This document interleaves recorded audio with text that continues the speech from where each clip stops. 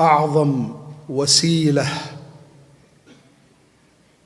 لمواجهة هؤلاء الذين لم يتركوا كرامة لأحد،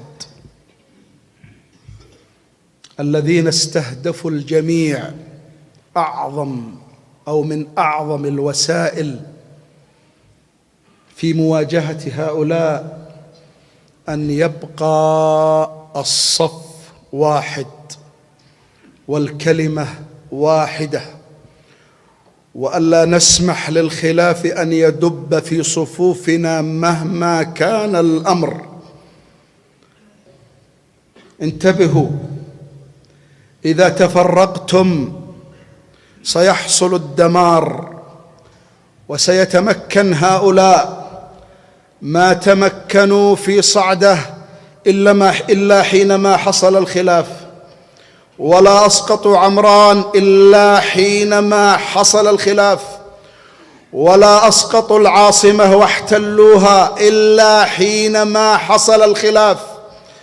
وبعد أن أسقطوا صعدة وعمران وصنعاء الكل تأسف، ولكن بعد ماذا؟ الكل طرق على رأسه، ولكن بعد ماذا؟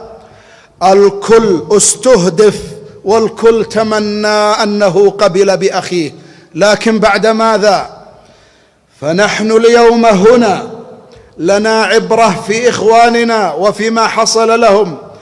الخلاف شر، الخلاف شر، الخلاف شر. لا تركب رأسك، لا تخرج عن الصف مهما كانت دعواك، مهما كان طلبك. انتبه أن تخرج عن الصف. وما هو الصف؟ صف الجميع.